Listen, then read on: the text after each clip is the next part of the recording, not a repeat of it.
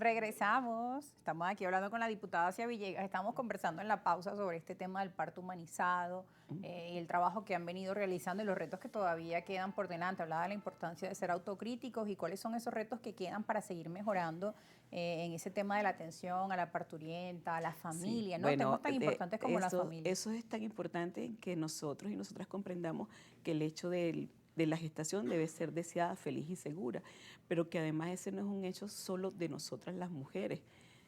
No solo somos unos úteros recipientes, sino que eso es un proceso social y ese proceso social debe tener el concurso del padre, de Sí. la familia, si hay un hermanito o una hermanita, ese elemento familiar colectivo consolida también las condiciones de seguridad de nuestra gestante. Ahorita, como te decía, hace 2 días terminó un congreso, un encuentro nacional de promotoras comunales de parto humanizado y por supuesto la violencia obstétrica es uno de los grandes desafíos y uno de los grandes retos que tenemos a superar. No solo es la reducción del intervencionismo médico, la reducción del índice de cesárea, sino que el trato sea más amable, más amoroso, más respetuoso, que la que está ahí es una ciudadana sujeta de derecho, ni siquiera es una paciente, es una mujer preñada, es una mujer embarazada, es una mujer gestante y que debe ser tratada como tal.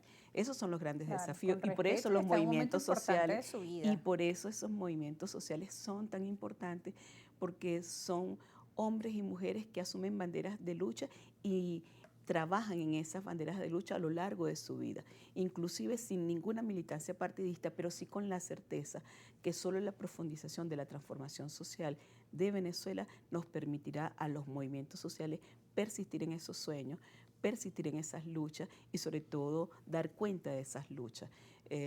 Nosotros hemos reducido, por ejemplo, el índice de cesárea. Hasta hace 4 años el índice de cesárea estaba en el 52%, es decir, de cada 100 nacidos y nacidas, el 52% eran hijos o hijas de una cesárea. Hoy está en 24%. La Organización Mundial de la Salud habla del 13%. Sin embargo, yo quería hablar más de futuro Claro, que de entre estas volvamos a cosas, pero futuro son temas que a no, ti y y que a el mí nos tiempo interesan. se va volando, pero Sí, tenemos, bueno, muchos pero temas son todavía cosas por que a conversar. ti y a mí nos interesan no solo en tu caso, a nosotras como mujeres, sino en el caso tuyo como comunicadora, en el caso Claro. mío como médica y por supuesto como militante del movimiento de mujeres.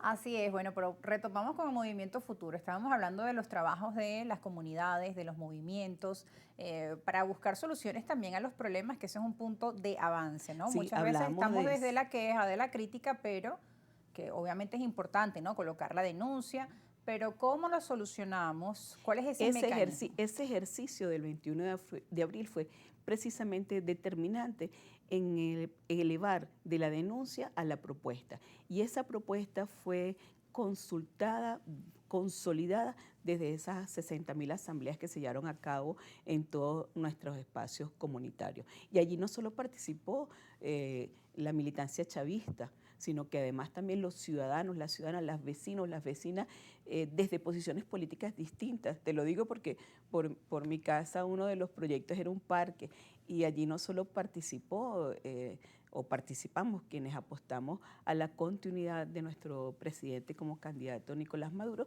sino que otros sectores, porque el parque es el espacio colectivo donde hace vida no solo los niños y las niñas, los deportistas, las deportistas, gente que hace vida en ese parque inclusive para la recreación y también por supuesto porque se convierte ahí también en una feria de consumo de vegetales, etcétera, etcétera. Entonces ese espacio convocó a los más diversos pensamientos y de la vida cotidiana alrededor de él. Y así como eso, el tema, por ejemplo, tú lo estabas hablando sobre el tema de los servicios Sí. públicos, el tema del agua como una de las necesidades colectivas de resolver de manera corresponsable junto con el Estado en soluciones concretas. Antes Por estaban supuesto. las mesas técnicas del agua, no sé si Cómo no, continúan sí, en continúa. funcionamiento. Y las mesas técnicas de telecomunicaciones para resolver Ajá, el tema de las telecomunicaciones, sí.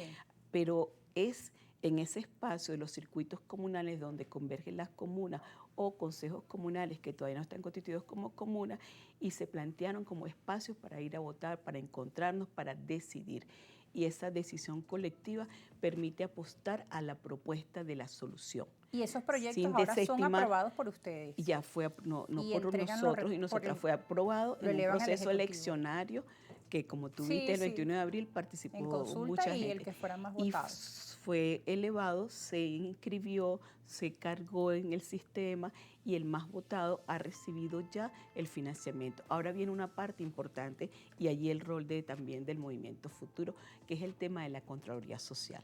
En la medida que ejecuta el ciudadano, la ciudadana, la comunidad, también su ejecución es mucho más eficiente, clara y transparente, pero para ello es importantísima la participación de la Contraloría Social, de la propia ciudadanía y en el caso nuestro porque queremos acompañar ese proceso de constitución de esos Contralorías Sociales para el seguimiento de una ejecución eficiente de esos proyectos para las soluciones concretas. Diputada Asia Villegas, lamentablemente el tiempo se nos acabó, está corriendo. Hay una preguntita aquí rapidita de la audiencia. Yo sé Sí. que me están sonando la campanita, pero rápido para darle paso también a ellos. Douglas Casar me pregunta a la diputada por qué en la Asamblea Nacional, luego de aprobar la reforma de ley contra la violencia, no salió en la Gaceta. También un castigo a mujeres que incurran en calumnia mediante simulación de hechos punibles, Sí. nos dice.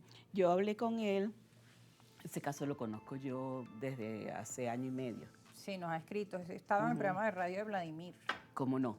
En el caso del ciudadano Douglas Casar, él tiene una denuncia también interpuesta y conversamos antes de yo llegar aquí al programa, hablé sobre la necesidad que él recibiera la llamada de nuestra consultora jurídica, la Comisión Permanente de Familia, Libertad de Religión y Culto, pero en su argumento, si hubiese un delito como es la simulación de un hecho punible, hay una instancia que es el Ministerio Público para elevar esa denuncia. Claro, de difamación. Nosotros de y nosotras nos dimos como tarea importante en este periodo legislativo la segunda reforma parcial de la Ley Orgánica por el Derecho de las Mujeres a una vida libre de violencia, que por cierto te la dejo junto con otras leyes que promovimos desde aquí, desde la Comisión Permanente de Familia y Libertad de Culto, para, bueno, por supuesto para tu lectura, tu intervención y tu producción. Pero bueno, agradecida con estas leyes. El ciudadano Douglas Casar está, por supuesto,